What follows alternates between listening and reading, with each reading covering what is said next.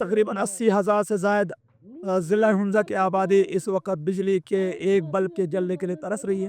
انتہائی حساس بارڈر کی یہ کمیونٹی اس وقت دن میں 1 گھنٹے 20 منٹ کی بجلی کے لیے ترس رہے ہیں۔ گلگت بلتستان کے علاقے ہنزہ میں کئی دنوں سے بجلی کے لوڈ شیڈنگ کے خلاف احتجاج ہو رہا ہے۔ مظاہرین نے پیر سے قراقرم ہائی وے پر دھرنا دے کر اسے علی آباد کے مقام پر ہر قسم کی ٹریفک کے لیے بند کر دیا ہے۔ مظاہرین کا کہنا ہے کہ ان کے علاقوں میں 22 گھنٹوں کی لوڈ شیڈنگ کی جا رہی ہے، جس سے معمولاتی زندگی بری طرح متاثر ہیں، جبکہ سخت سردی میں بجلی نہ ہونے سے ہیٹنگ سسٹم بھی کام نہیں کر رہے، جس سے بچے بیمار ہو رہے ہیں۔ افسوس ہے کہ یہاں اس ڈسٹرکٹ کے اندر ہمیں بنیادی انسانی حقوق سے ہم محروم ہیں۔ بنیادی انسانی حقوق کے اندر سب سے زیادہ اس وقت پاور کرائسس کا جو ہے نا ہمارا سب سے بڑا مسئلہ چل رہا ہے، جس میں اس ٹھٹھر سردی میں -10 سے لے کے -15 میں اس وقت ہمارا ٹیمپریچر شام کے بعد جاتا ہے اور دن کو جاتا ہے۔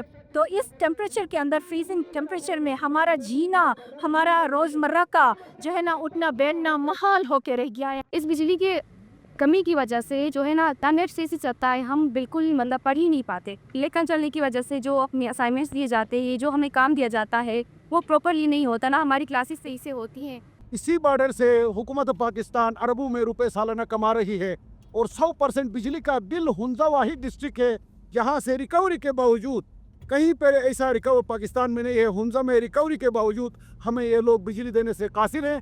اس لیے آج مائیں بہنیں بچے طلباء طالبات سب سڑکوں پہ نکلے ہیں اور یہ احتجاج جاری ہے۔ گلگت بلتستان کی حکومت بجلی کے اس بحران کی وجہ سرد موسم کو قرار دے رہی ہے۔ حکومت کا کہنا ہے کہ بجلی کے لوڈ شیڈنگ کے مسئلے کو سیاسی رنگ دینا کسی طور پر علاقے کے مفاد میں نہیں ہے۔